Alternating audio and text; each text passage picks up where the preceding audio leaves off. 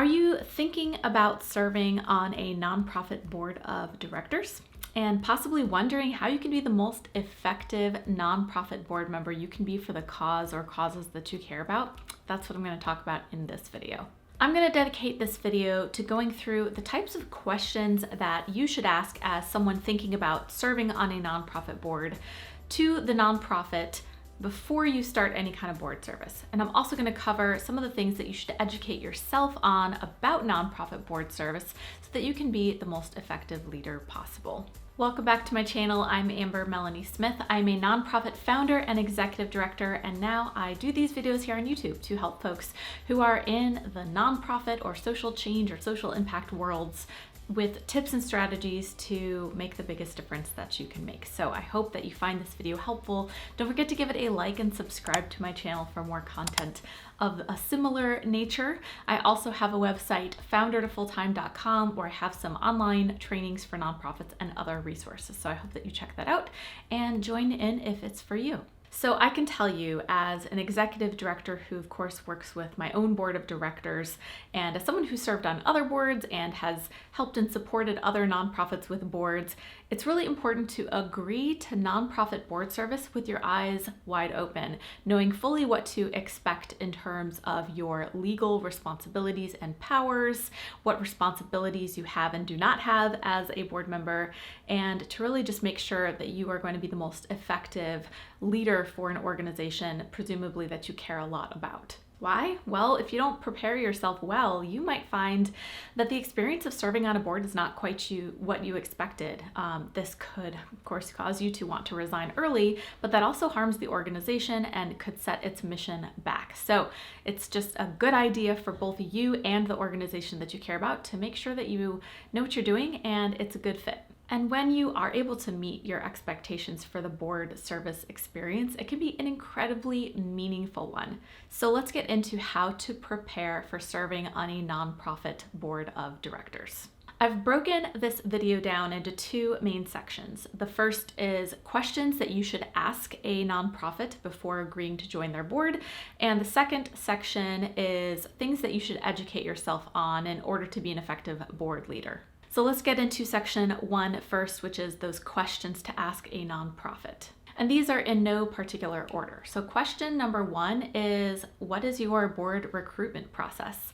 Someone recently told me that they felt like joining a nonprofit board was akin to having to know the secret handshake, that it was very mysterious and they didn't know how to go about doing it. But in fact, nonprofits are looking for great board members all the time. And how it usually works is an organization's bylaws or governing documents will dictate the maximum and often minimum number of board members that the organization is allowed to have.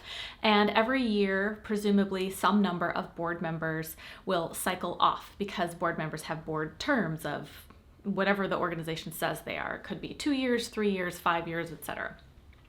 So someone's going to be cycling off, and then you have an empty seat to fill, and then the nonprofit will be seeking a board member or multiple board members to fill the empty spot or spots.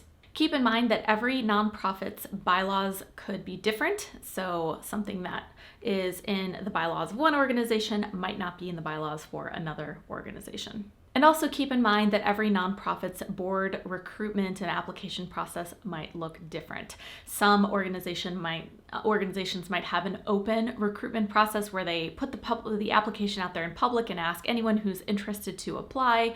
Some might just go through personal referrals in their network. It really just depends. So the second question you should ask goes along with that first, and that is, can I see your organization bylaws? Now, I mentioned that these bylaws will talk about board member terms and number of board members, but it also has other things in there about how the organization expects to govern itself.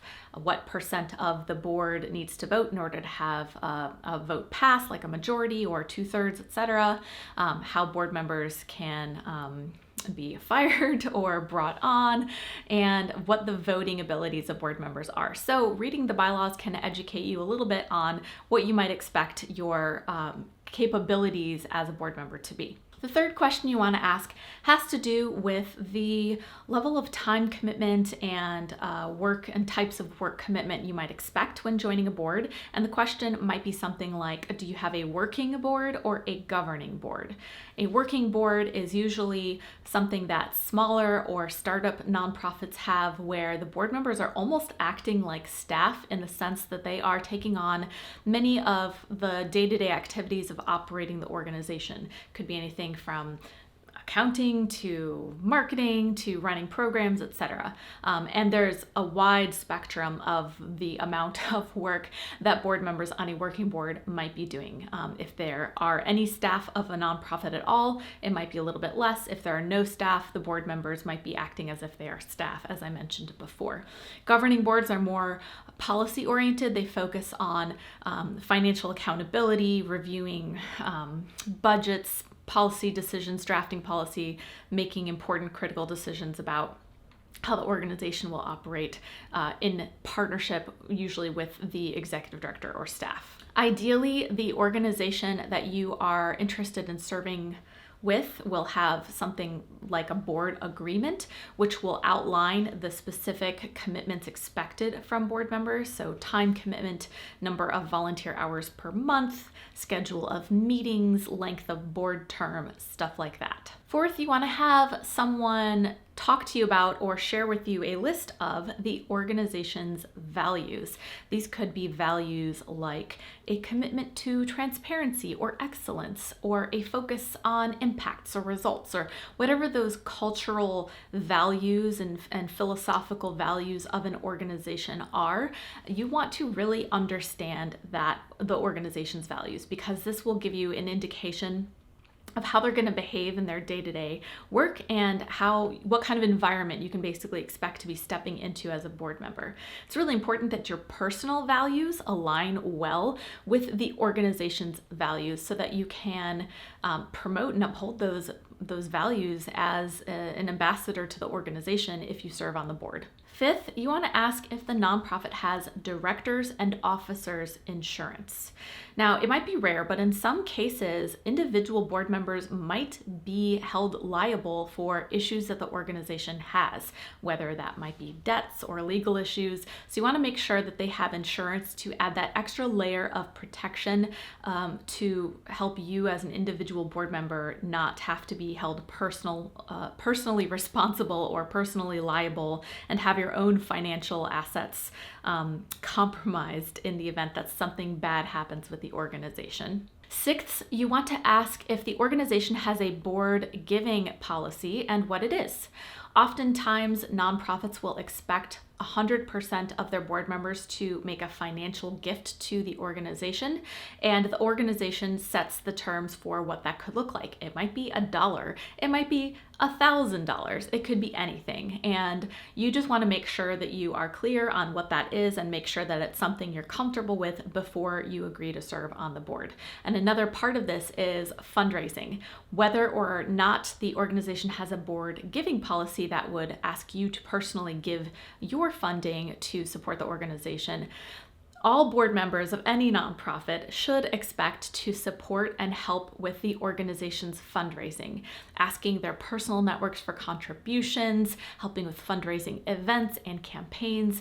That is definitely a core aspect of all board service that every board member should be prepared to undertake in some form or fashion. And seventh, ask if it's possible to talk to a past board member.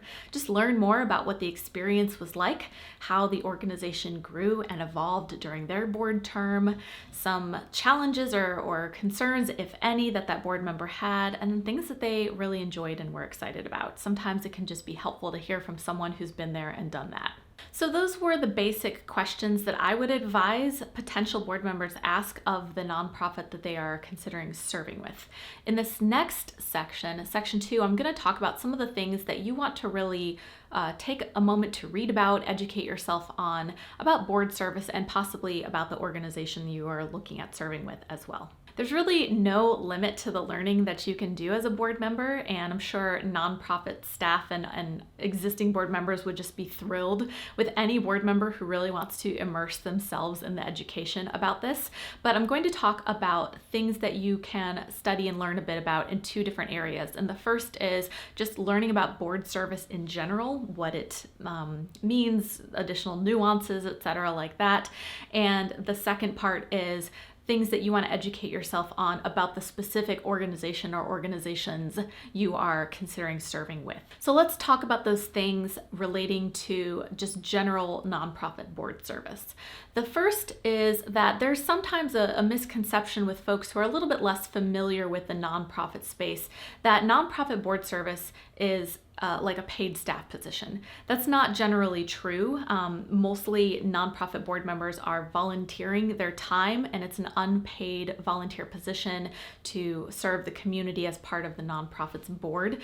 There are some situations where a board member might be able to be reimbursed for reasonable expenses that they incurred on behalf of the organization, or possibly receive some kind of acceptable amount of compensation for professional services rendered to the organization that are not related in any way to their board service. And typically an organization's bylaws and a policy that they should have in place called a conflict of interest policy should outline this. The idea here is that board members receiving compensation from the organization that they serve could present a conflict of interest, that they would be receiving benefit personally instead of serving the organization without that personal benefit. So definitely look into those policies with the organization. Next, you really want to familiarize yourself with the basic legal responsibilities of board members, and I'm going to share 3 from Board Source. The first is duty of care, and that is that every board member is required by nature of being a board member to participate actively in decision making with the organization and to use their best judgment while doing so. The second is called duty of loyalty, and this kind of along the same lines as the conflict of interest policy I talked about just a moment ago. This has to do with the requirement to put the needs of the organization above their own personal needs as it relates to decision making for the organization. So when you come across a vote or something that needs to be discussed, you have to make sure that you're thinking in terms of the organization's best interests and not the outcome of the vote that's going to be best for you individually as a board member. And the third is what's called duty of obedience, and this is a board member's responsibility to make sure the organization is adhering to all of the laws of your region, your local, state, federal, regional, whatever they may be, that you're filing your paperwork on time for renewing your licensing and all that good stuff. And also as part of this duty of obedience, you've got to make sure that the organization is adhering to its charitable mission, that it is not straying from its mission, that it is not doing things outside of its mission, that it is focused on its publicly stated charitable mission. The next thing that board members should educate themselves on, and I mentioned this a little bit before, but it is fundraising basics. One of the top challenges I hear from board members of any nonprofit is that it is sometimes intimidating to do fundraising. If you're not familiar with it or experienced in it, the thought of asking your friends and networks for money can feel a little bit daunting. But educating yourself on fundraising basics will show you that fundraising is not just asking people for money all the time. There's a lot more that goes into it. It's stewardship, it's thank you notes, it's networking, it's doing public speaking. It can be any of those things and all of those things. So educating yourself on what it really means to raise money and all of the different components of it will help you feel a lot more confident when you're asked inevitably to do this aspect of board work. And another thing that board members should educate themselves on in general is what the responsibilities of a board may be, but also what they are not. If you have an organization that has staff members, a staff team of any size, especially a larger staff, understanding the line between helping guide the organization and lead the organization and govern the organization as a board member versus possibly risking micromanaging staff, getting too in the weeds with the day-to-day activities, etc. When an organization has hired staff to manage its operations, generally those day-to-day activities fall to the staff and the board steps back and takes a more governing position. So just something to think about and educate yourself on so that you can, as a board member, have a harmonious relationship with staff. Now let's get into a couple of things you want to educate yourself on with relation to the specific organization or organizations that you are considering a board service with.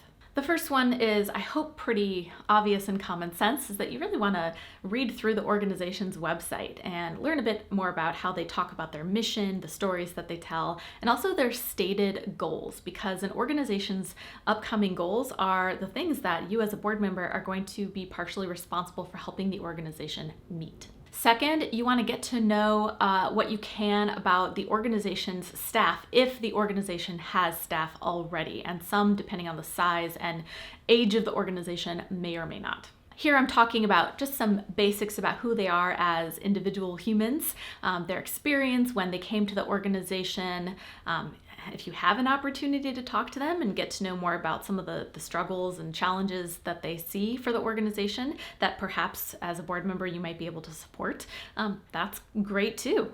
And third and finally, educate yourself if you can on the organization's finances, both in the past and their current financial position. For past financial records in the United States, at least, you can find these publicly available on websites like GuideStar, where you can review their past 990s or tax documents, learn about their budget size, the ways that they typically raise money or spend money, and just while you're going through these, just note any questions that you might have and want to ask the other board members about. All right, those are the basics. If you are thinking about applying for a nonprofit board position, I'd love to hear, what did you think? What questions are still lingering? What things are you still not sure about with board service? Leave those thoughts in the comments below. Or if you've served on a board and would like to speak to some of the pros and the cons and the good, the bad, and the ugly and all that good stuff, leave that in the comments too, and we'll have a lovely conversation about that. And as I mentioned before, if you are in the process of starting a nonprofit or developing a fundraising plan for a nonprofit, I do have some online trainings on my website, foundertofulltime.com, and I also have a newsletter. If you're interested in subscribing to that, you can find the link in the description below the video. Finally, I do have a Facebook group called Change the World or Bust. We've got folks in there from all over the world who are talking about their social impact journeys and their work and possibly even their own board service. And I hope that you can join us there too.